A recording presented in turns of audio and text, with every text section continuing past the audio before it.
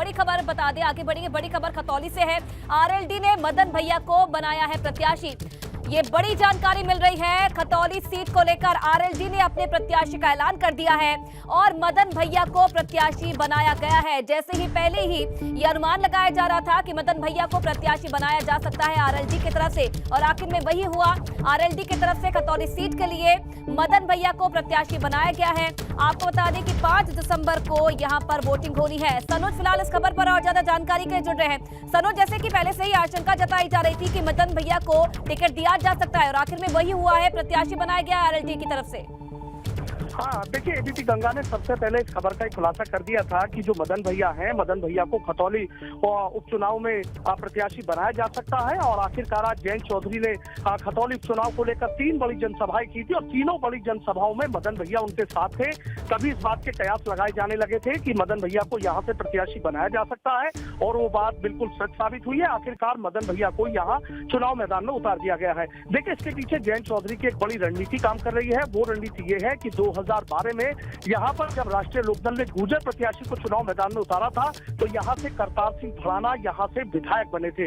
उसके बाद अगर 2017 की बात करें तो 2017 में राष्ट्रीय लोकदल ने अपनी रणनीति बन के शाहनवाज राणा को उतारा, लेकिन वो हार गए। उसके बाद इस बार अगर 2022 की बात करें तो यहाँ से राजपाल सैनी को उतारा, वो चुनाव हार गए। तो कहीं ना कहीं जयंत चौधरी को ये लगा कि यदि 2012 वाले समीकरण पर चुनाव लड़ा जाए तो यहाँ पर जीत दर्ज की जा सकती है। और उसी को देखते हुए ये साफ हो गया है कि जयंत चौधरी 2012 के समीकरण पर यहाँ पर चुनाव लड़ने जा रहे हैं। सबसे बड़ी बात यह है कि देखिए, राष्ट्रीय लोकदल को लेकर कई जो प्रत्याशी हैं वो चुनाव मैदान में थे, कई लोग इसमें दावा ठोक रहे थे। ये बात पहले ही तय हो गई थी और हमने भी इस खबर को दिखाया था कि राष्ट्रीय लोकदल जाट, मुस्लिम और गुर्जर समीकरण पर यहाँ चुनाव लड़ सकती है। ये उपचुनाव यहाँ पर लड़ा जा सकता है और वो बात भी बिल्कुल सच साबित हुई है। हालांकि जो अभिषेक चौधरी गुर्जर है वो भी चूंकि पिपलेड़ा गांव में जहां पर जनसभा हुई थी, उस जनसभा में यहाँ पर यह भी हो सकता था और इस तरह की चर्चाएं थी कि अभिषेक चौधरी को भी मैदान में उतारा जा सकता है। लेकिन जयंत चौधरी ने जब सबसे पहले वहां मंच पर जो माइक है वो मदन भैया को दिया था तो तस्वीर धीरे धीरे साफ होने लगी थी कि मदन भैया यहाँ पर जो प्रत्याशी है वो घोषित किए जाएंगे। बाहुबली नेताओं के तौर पर मदन भैया की गिनती होती है, यानी पूरे खतौली उपचुनाव जीतने के लिए कह सकते हैं कि बाहुबली को यहाँ पर राष्ट्रीय लोकदल ने मैदान में उतारा है।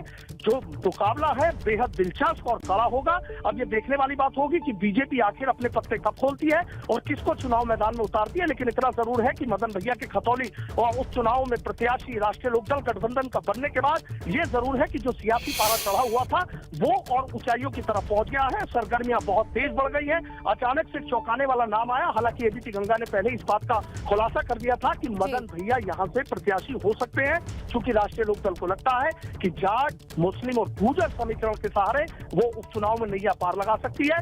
जयंत चौधरी इसको अपनी प्रतिष्ठा से भी जोड़कर देख रहे हैं, क्योंकि खतौली उपचुनाव में जो नतीजे आएंगे उसका जो असर है वो पूरी पश्चिम की सियासी हवा पर पड़ेगा। और देखिए, एक इशारा जयंत चौधरी जरूर कर गए थे जब उनसे सवाल किया गया था कि प्रत्याशी को लेकर, मैंने उनसे सवाल किया था कि प्रत्याशी को लेकर तस्वीर साफ नहीं है तो क्या प्रत्याशी यहीं से होंगे या बाहरी होंगे। तो जयंत चौधरी ने एक इशारा किया था कि प्रत्याशी बाहरी होंगे। उसके बाद अपनी बात को घुमाकर कहा कि वेट से भारी होंगे, यानी तस्वीर पहले ही वो साफ कर गए थे, बस समझने की बात थी। और आखिरकार वही हुआ कि अब मदन भैया, बाहुबली नेता मदन भैया खतौली उपचुनाव में राष्ट्रीय लोकदल समाजवादी पार्टी के गठबंधन के प्रत्याशी यहाँ पर बन गए हैं। और अब बीजेपी को भी कहीं ना कहीं एक ऐसे प्रत्याशी को सामने उतारना पड़ेगा कि जो यहाँ पर मदन भैया का सामना कर सके। चुनावी नतीजे क्या होंगे ये तो देखने वाली बात होगी, लेकिन इतना जरूर है कि सियासी तापमान मदन भैया के चुनाव मैदान में आने से चढ़ गया है। हालांकि एक परेशानी राष्ट्रीय लोकदल गठबंधन के सामने जरूर आ सकती है कि प्रत्याशियों की लंबी फहरिस्त थी और ऐसे में कहीं ये मुद्दा ना बन जाए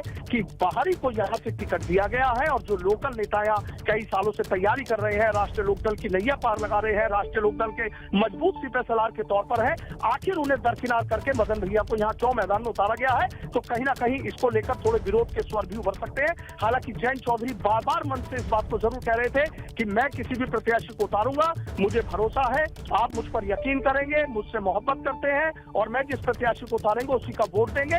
तो कहीं ना कहीं जयंत चौधरी अपने मंच से भाषणों में और मदन भैया को साथ लेना, तीनों जनसभाएं जो आज तीनों जनसभा हुई थी, पीपलहेड़ा की बात हो, तिसंग की बात हो या फिर मंसूरपुर की बात हो, ठीक है। तीनों जनसभाओं में सिर्फ जयंत चौधरी मंच पर थे। तो कहीं ना कहीं आज राष्ट्रीय लोकदल ने अपने पत्ते खोल दिए हैं और सत्ता भी इसे बड़ा माना जा रहा है कि ठीक है। मदन भैया चलिए जैसे बिल्कुल बाहुबली सनोज, को तो यहाँ बहुत उतारा धन्यवाद गया। आपका तमाम जानकारी देने के लिए। खतौली विधानसभा उपचुनाव में मदन भैया आरएलडी सपा के संयुक्त प्रत्याशी बनाए गए हैं।